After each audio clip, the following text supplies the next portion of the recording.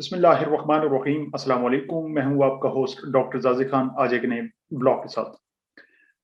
कलम किताब सिलसिले में जिस किताब से आपको आज मुतारिफ करवाऊंगा वो किताब न सिर्फ दिलचस्प और मालूमाती है, बल्कि वो आपको अमरीकी जो खारजा पॉलिसी है उसके उस अहम पहलू से आपको मुतारिफ करवाएगी जो ये बतलाता है कि अगर कोई छोटा मुल्क किसी यूनिपोलर जो ताकत हो उसके सामने खड़ा हो जाए, उसकी हेजेमनी को वो चैलेंज करे, या उसकी जो बालादस्ती और इलाकाई जो उसके उसके जो प्रायोरिटीज हैं अगर उनके सामने वो चैलेंज बनकर खड़ा हो जाए, उन्हें तस्लीम करने से इनकार कर दें, तो फिर उसकी मईशत और सियासत को और उसकी जो उसका इस्तेहकाम और उसकी तरक्की का जो रास्ता है उसे कैसे वो फिर तय बाला कर सकता है, उसकी मईशत को कैसे उदवा बर्बाद कर सकता है, उसका जो सियासी निज़ाम है उसे वो कैसे गैर मुस्तहकम कर सकता है। तो ये उस किताब उस मौजू पर मुश्तमिल है। जनूबी अमरीका का मुल्क वेनेजुएला जो लातीनी अमरीका के शुमाल में पड़ता है, उसकी आबादी भी काबिले जिक्र नहीं, यानी कि तकरीबन 3 करोड़ उसकी आबादी होगी, और वो अपनी तेल की दौलत से जाना जाता है। किसी दौर में 1940 के अशरे में कहा जाता है कि उसकी जो तेल की पैदावार थी वो 27 मिलियन टन थी, और ये एक बहुत बड़ी एक पैदावार थी 1900 जो जंग अजीम दौर के करीब। अब इस मुल्क की जो सियासी जो इसकी तारीख रही और इसका जो मौजूदा इसके सियासी जो इसके अवामिल और हालात हैं, वो अमरीकी जो साम्राज्य कुवत है उस चैलेंज करने से उसकी जो मीशत है वो इस वक्त ज़बूर हाली का शिकार है, और उसकी जो मजमूई तौर पर उसका सियासी इस्तेहकाम है वो खतरे से दो चार है। उसमें हड़तालें होना और उसमें इस किस्म की जो सियासी हुकूमत का ना बनना या जो सियासी हुकूमत चली आ रही है उसके खिलाफ कोई प्रोपेगेंडा होना, और इसके बहुत सारे ऐसे अवामिल हैं कि जिन्हें जो हम मीडिया की जीनत बनते रहते हैं, जो हम देखते हैं, और उसके पीछे जो वजूहात हैं उस सबसे अहम वजह वो अमेरिका की जो बालादस्ती है उसके खिलाफ उसका उसे चैलेंज करना है या बालादस्ती के खिलाफ उठ खड़ा होना है। वेनेजुएला 1940 तक जब उसमें तेल की दौलत निकली, फिर तेल की दौलत से उन्होंने खासी वहां पर मईशत उनकी फली फूली, और 1960 और 70 के अशरे में कहा जाता है कि वेनेजुएला लातीनी अमेरिका का एक अमीर तरीन मुल्क था। उसकी जो फिकस आबादी थी, चूंकि दौलत की रेल पेल थी और उसमें जो जीडीपी थी उसकी खासी वो फैल चुकी थी, तो फिकस जो इसमें आमदन थी वो अमेरिका से भी ज्यादा थी। तालीम और सेहत की जो सहूलियात थी वो खासी बेहतर थी, और ये भी कहा जाता है कि उसका जो इंफ्रास्ट्रक्चर था, बुलंद बाला इमारात और सब कुछ, वो अमेरिका और यूरोप के किसी भी मुल्क से वो कम नहीं था। 1970 के अशरे में फिर आलमी बिसात पर बहुत सारी ऐसे सियासी अवामिल पेश आए, जिसमें जो अरब जंगों का होना, फिर अरब जो ओपेक जो तंजीम थी, तेल की जो पैदावारी तंजीम है आलमी तौर पर,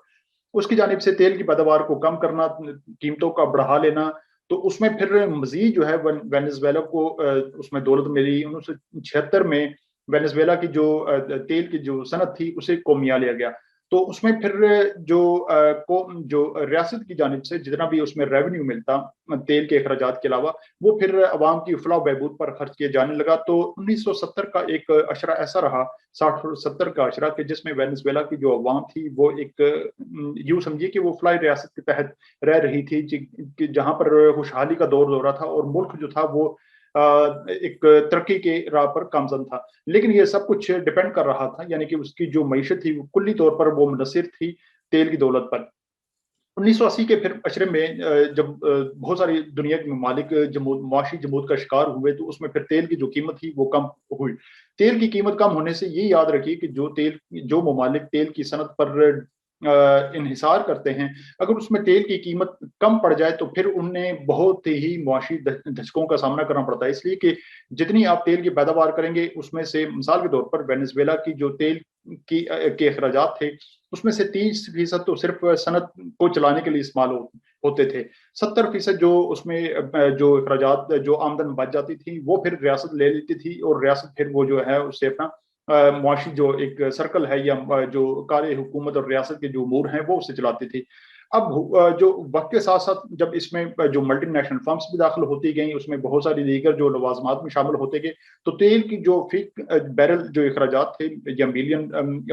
बैरल कर ले, वो फिर साथ साथ बढ़ते गए। यानी कि अगर तेल की जो 1 मिलियन अगर पैदावार करेंगे तो उसमें से फिर 50% वो सिर्फ तेल की कंपनियों को अदा करना पड़ते थे, या तेल के अखराजात थे, और 50% जो थे वो रियासत को मिलते थे ताकि वो अपने शहरियों की जो फलाह बहबूद या उनके जो मामलात हैं वो उनसे चला सके। तो 80 के अशरे में फिर कुछ सियासी जो एक बदनज़मी पैदा होनी शुरू हुई, अदम इस्तेहकाम शुरू हुआ, तो उसमें फिर मामलात कुछ यूँ भी बिगड़े कि 80 की दिहाई में इसमें जो तेल की बड़ी कंपनीज़ थी, वो उस रेवेन्यूज़ में यानी तेल की जो दौलत थी उसमें ज़्यादा हिस्सा ले रही थी। उन्होंने अपने को यानी कि उन्हीं के लोग जो थे वो रियासत में भी थे और वो हुकूमत में भी थे, और हुकूमत जो थी वो जो तेल की दौलत थी उसके असरात नीचे नीचे तक पहुंचाने में नाकाम साबित हो रही थी। ऊपर एक करप्शन का एक ऐसा नेक्सस और ऐसा जाल बिछ चुका था कि वो उसमें जो क्रॉनिस थे हुकूमत के जो करप्ट जो किरदार थे वो दौलत का ज्यादा हिस्सा उन्हें मिल रहा था।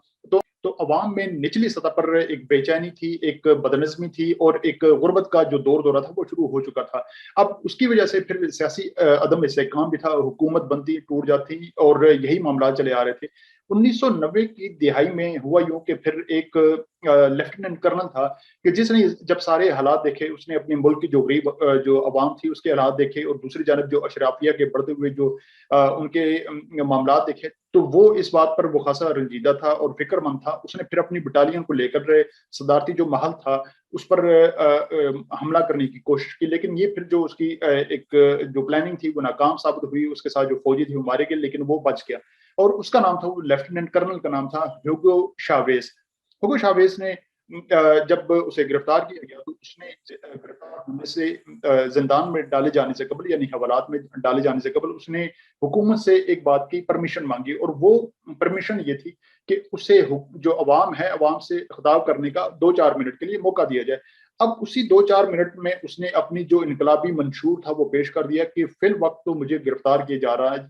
रहा है, जेल में डाला जा रहा है, लेकिन मैं अपनी सियासी जदोजहद को का आगाज करूंगा, उसकी रिवाइव करूंगा और फिर मैं पूरी कुव्वत के साथ आऊंगा, और ये जो इशराफिया का एक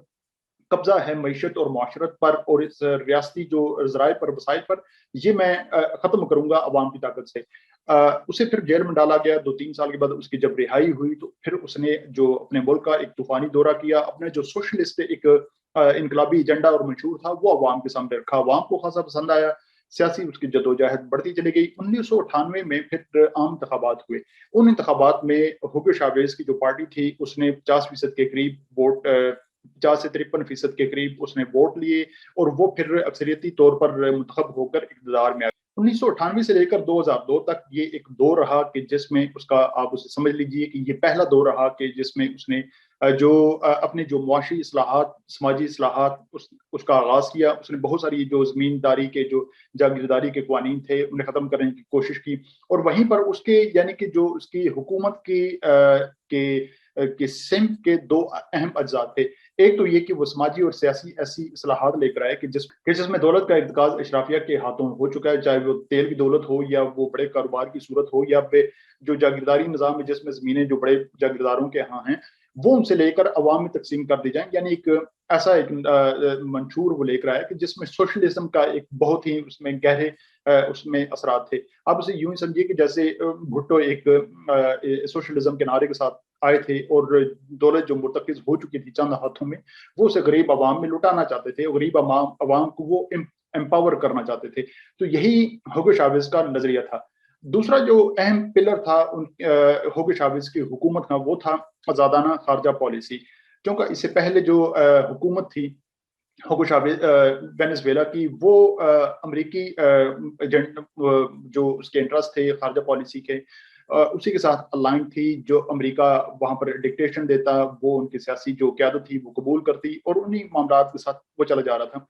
हुगो शावेज ने जब इक़्तिदार में आए तो सबसे पहले हुगो शावेज ने अपने जो ताल्लुकात थे वेनेजुएला के सफारती सतह पर वो फिदल कास्त्रो के साथ कायम किए। फिदल कास्त्रो उस वक्त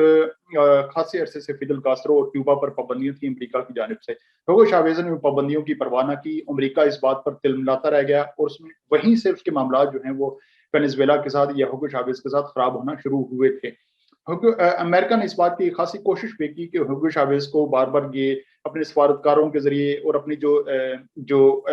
उनकी ब्रोक्रेटिक या जो भी उनकी एक